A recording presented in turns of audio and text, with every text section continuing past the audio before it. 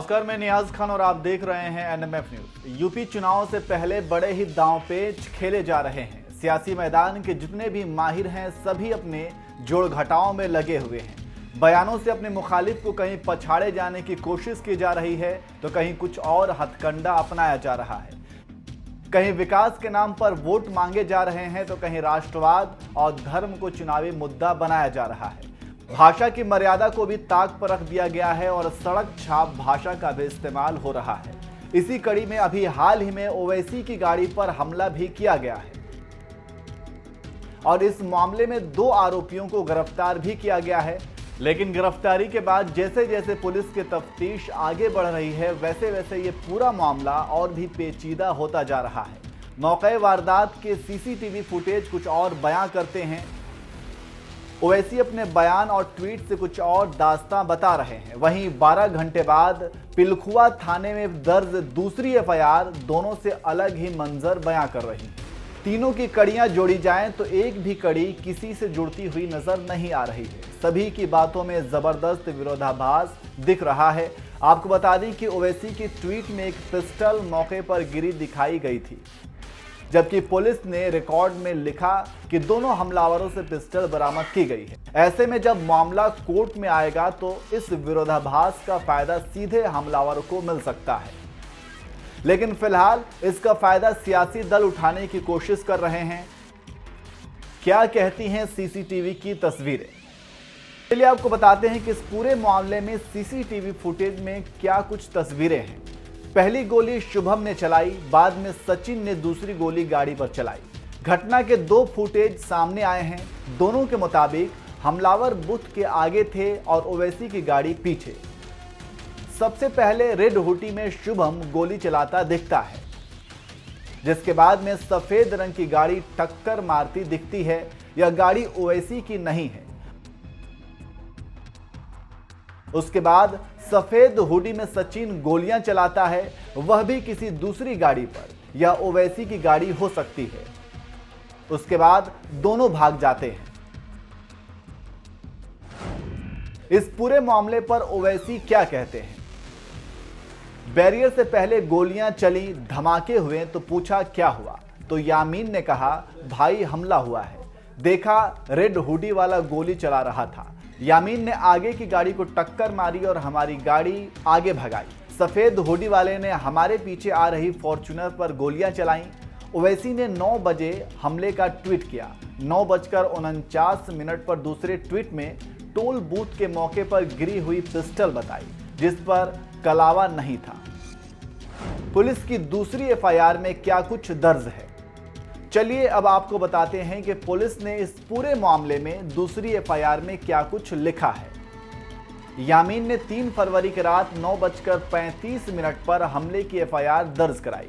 जांच करने वाले अफसर अभिनंदन पुंडीर ने 12 घंटे बाद सुबह 9:32 पर अपनी ओर से दूसरी एफआईआर दर्ज की।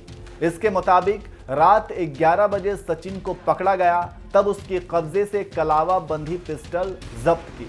बाद में सुबह 4 बजे शुभम पकड़ा गया तो उसने गन्ने के खेत में छुपा रखी अपनी पिस्टल बरामद करवाई। दोनों ने साथ गोलियां चलाई। सचिन को गोली चलाते हुए ओवैसी ने देख लिया था, इसलिए वो नीचे झुक गए, तब सचिन ने नीचे फायर किए। इस कहानी में साफ दिख रहा है 6 झूठ। ओवैसी कहते हैं कि हमले की जानकारी उन्हें धमाके सुनने और यामीन के बताने से हुई, यानी उन्होंने सचिन को गोली चलाते हुए नहीं देखा और ना ही वे नीचे झुके। लेकिन पुलिस की कहानी कहती है कि ओवैसी ने सचिन को गोली चलाते हुए देख लिया था। ओवैसी ने घटना की रात 9:49 पर एक ट्वीट किया, जिसमें घटना स्थल दिखाया गया था। इसमें मौके पर एक पिस्टल पड़ी हुई दिखाई दे रही है। लेकिन पुलिस ने सचिन को रात 11 बजे और शुभम को सुबह 4 बजे गिरफ्तार कर दोनों से पिस्टल बरामद करना बताया, तो मौके पर दिखने वाली पिस्टल पुलिस रिकॉर्ड से गायब कैसे हो गई? पुलिस के एफआईआर के मुताबिक सचिन का फेसबुक पेज देशभक्त सचिन हिंदू के नाम से है और वह हिंदू विरोधी भाषणों के कारण ही ओवैसी को मारना चाहता था। इसलिए सचिन ओवैसी की पार्टी से धौलाना में चुनाव लड़ने वाले आरिफ से लगातार संपर्क में रहता था। लेकिन कहानी यह कहती है कि ओवैसी की पार्टी के आरिफ और देशभक्त सचिन हिंदू के बीच दोस्ती थी। ओवैसी पर हमले की पहली एफआईआर जो यामीन ने दर्ज कराई है, उसमें उसने घटना के गवाहों के नाम भी लिखे हैं। लेकिन पुलिस की दूसरी एफआईआर में जब सचिन और शुभम की गिरफ्तारी, साथ ही वारदात में इस्तेमाल हथियार बरामद करने का दृश्य लिखा जाता है, तो कभी रात बताकर और अल सुबह ठंड बताकर स्वतंत्र गवाह नहीं मिलने की मजबूरी लिखी गई है। पुलिस की एफडीआर में सचिन कहता है कि उसने 22 जनवरी को गाजियाबाद में हमले की योजना बनाई थी। वह घटना के दिन मेरठ, किठौर की सभाओं में भी गया था, लेकिन वहां भीड़ थी इसलिए मौका नहीं मिला। उसे मौका टोल बूथ पर ही नजर आया, लेकिन किठौर से टोल बूथ के बीच 70 किलोमीटर में 3 जगह ऐसी आती है जहां गाड़ी टोल बूथ से भी धीमी होती है। वहां ना सीसीटीवी लगा हुआ है और ना ही लोग मौजूद रहते हैं। सचिन ने कितनी गोलियां चलाई, इसमें भी विरोधाभास है। शुभम ने 1 गोली चलाई, फिर फायर नहीं हुआ। उसके पास 10 गोली थी, 9 बरामद हो गई।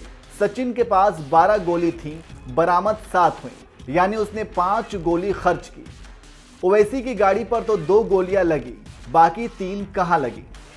पुलिस के पास इसका जवाब नहीं है।